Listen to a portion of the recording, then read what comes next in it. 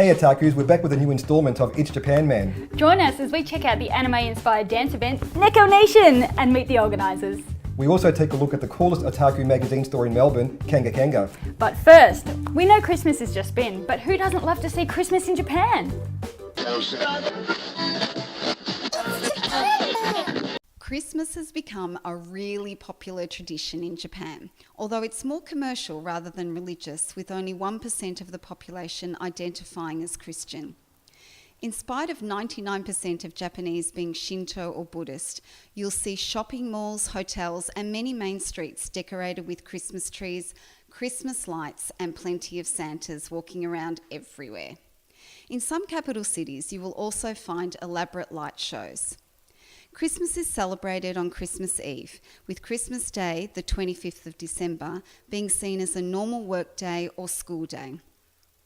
The 24th of December is considered to be really similar to Valentine's Day, rather than a family day.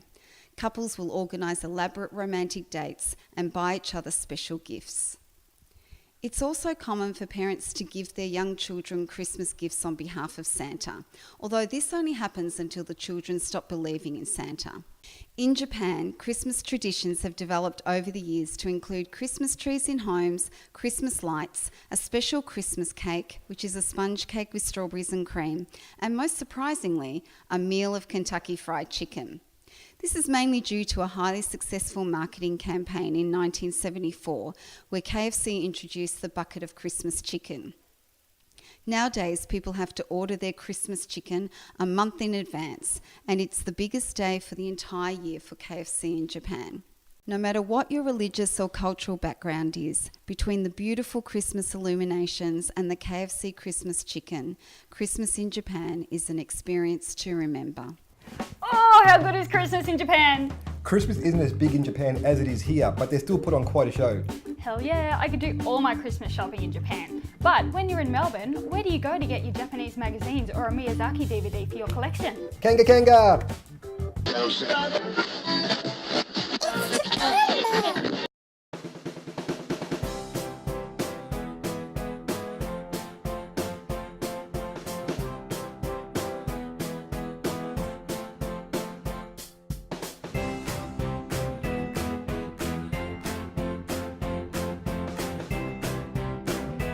So here we are today with Taka from Kanga Kanga. Taka, thank you very much for your time today.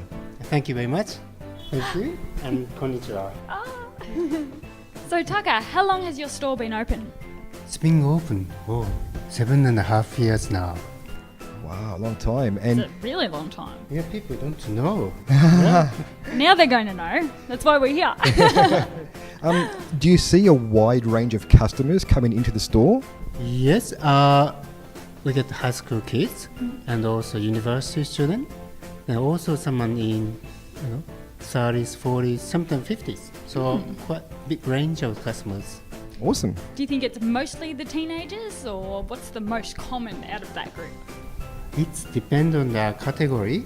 If it's like anime related, like the teens and university student, if they are fashion, tend to be university student, late 20s. Yeah.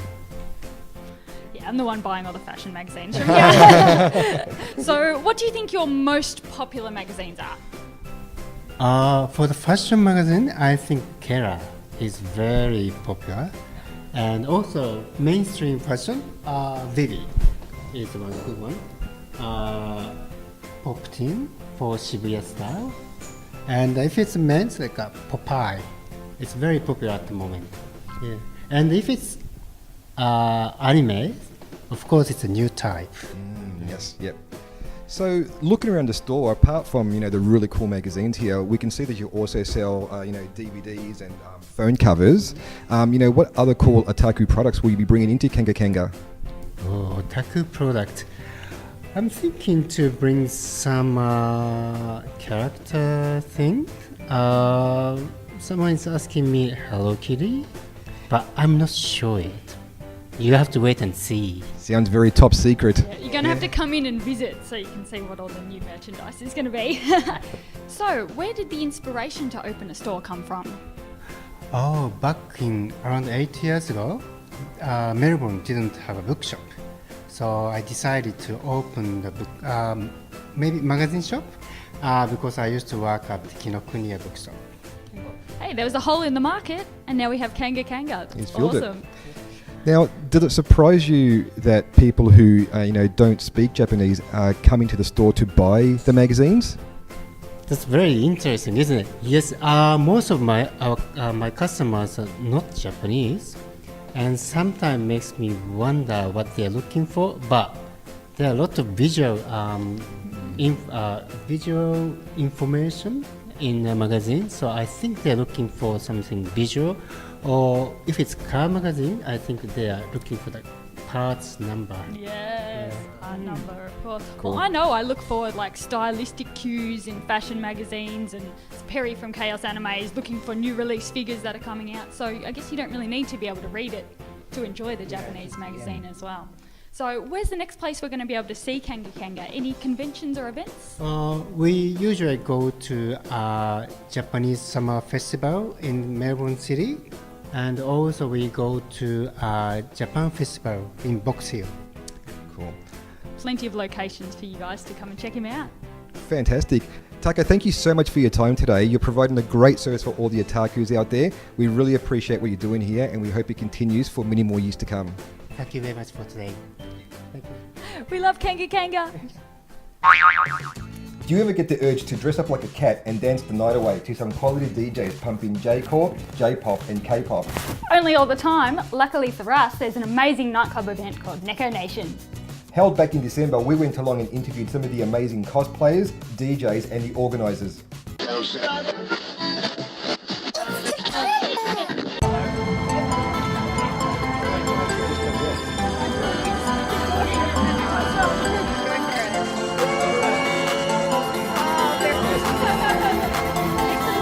Okay, so here we are at Necco Nation, and the night's just started, but already it's heating up inside. It's true, we're seeing some pretty funky characters already, a lot of cool outfits, some killer beats, and it's just warming up.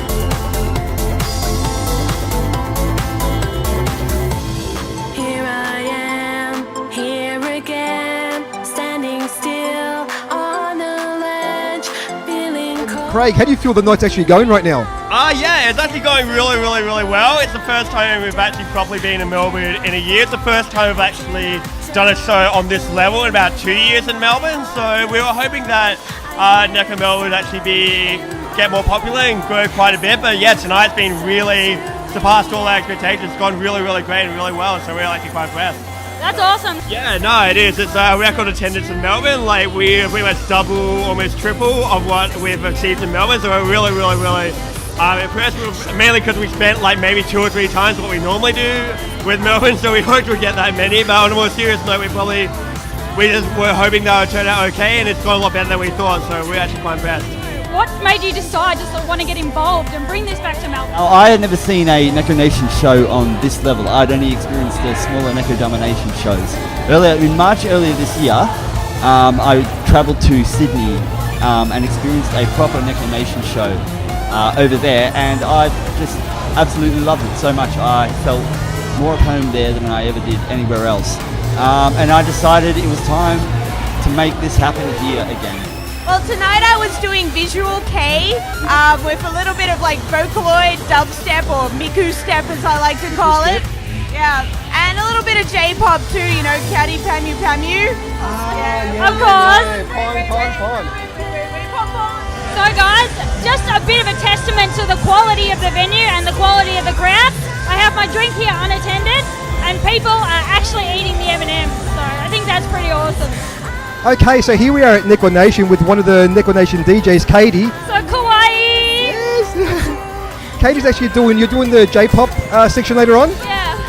And how are you feeling about it? You nervous? You're excited? Am I allowed to swear? I'm shitting myself. That's the official term for it, is shitting yourself. I like it. It's So good. have you DJ'd before, or is this like your big debut, or? Debut. Awesome. Well, we can't wait to see more of Katie later on. So what time are you coming on?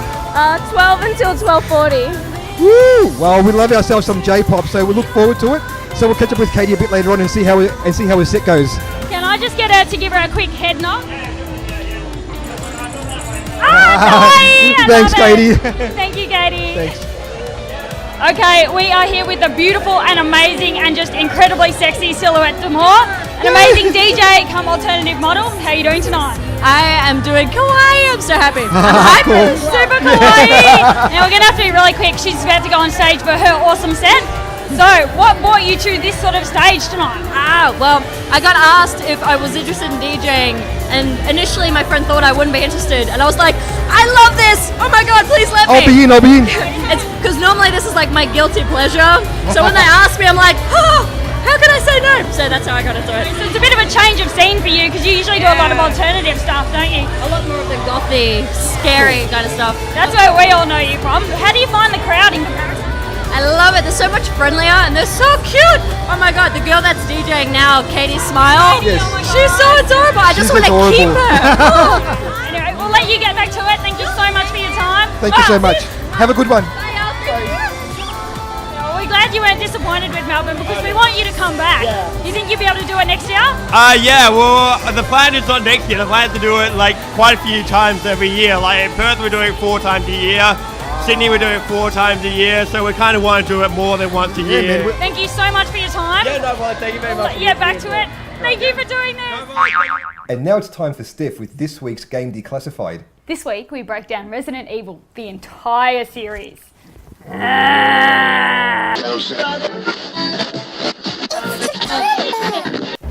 And now for a spooky one. Resident Evil, also known as Biohazard in Japan, is a long-running survival horror series focusing on the outbreaks of deadly mutagenic viruses and body-controlling parasites. These outbreaks stem from the actions of the Umbrella Corporation and the Raccoon City Mansion incident. The first few installments of the series focus on zombie outbreaks in Raccoon City, caused by the spread of the T-virus, an experimental man-made virus produced by Umbrella for military application.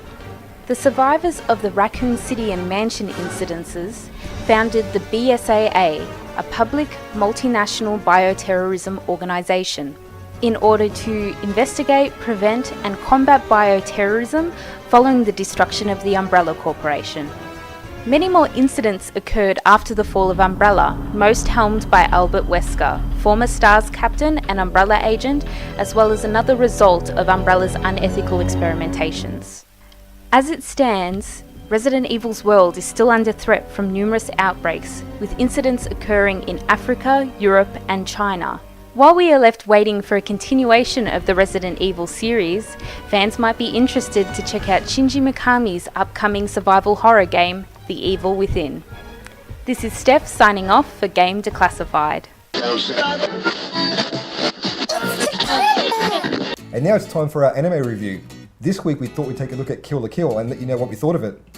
I have to say, this is one anime that is not going to be everybody's cup of tea. Personally, I loved it straight off the bat. The animation is just crazy, over the top, the fight scenes are full on, costumes and outfits are awesome, and I really love the main character as well, Matoi. She is a little bit rough and sort of crazy and rude. You know, our usual female anime characters are very kawaii and very cute and lovely. She's actually really hardcore, which I really enjoyed. She is, yeah. It's definitely true what you say about it's not you know for everyone. Yeah. I found that look, I did like it, but I found the first episode a bit tricky, a bit hard to get into. Yeah. It just had a bit of like a lot of over the top action and over the top moments. But after into the second and third episode, it seems like the show finds its feet. Yep. And it flows quite nicely. But it's definitely full of crazy action scenes.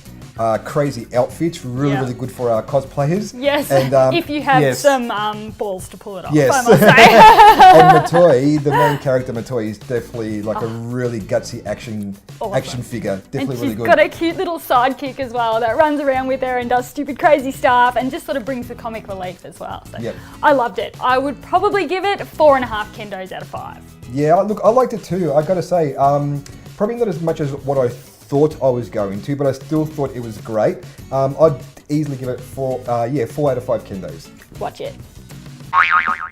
Oh, Panda Man, what's wrong? After all that hard work, I'm starving now. Maybe it's time to recharge with some Otaku food. Like a bento box? Or ramen. Great idea. Let's head to Ramenya. Here we are at Ramenya in Melbourne, enjoying a very fancy feast. Today I have got myself a ramen, obviously, hence all the soup. And what is it? It's a gyoza ramen. This looks amazing. And I got Dun, dun, dun, dun, dun, dun. a chicken katsu bento, which looks amazing. I'm a little bit jealous, actually. So maybe I should've got that. we have some, yeah, well, nuts to you. So we have some lettuce over here. We have the chicken katsu here. Have some gyoza here. And we have some rice here with some dipping sauce, which looks all very, very yummy. It's like the ultimate meal to me. Nom, Nom, nom, nom, nom, nom, nom, nom, nom. Alrighty, so we're going to tuck in and we'll get back to you once we've had a bit of a taste and let you know what it's like. Yep.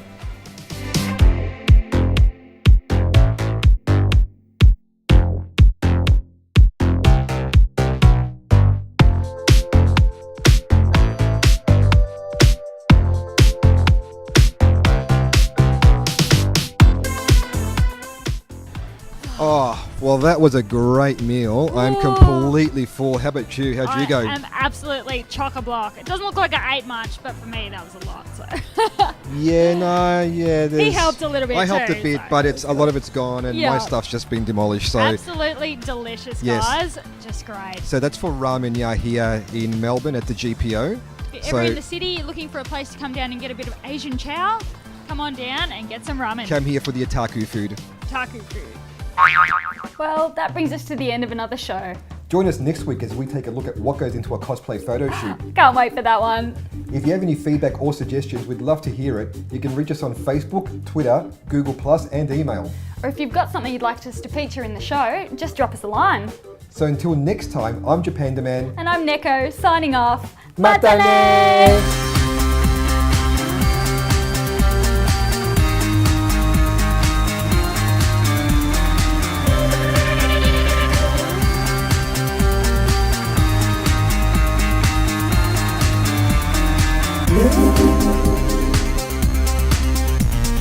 Matane.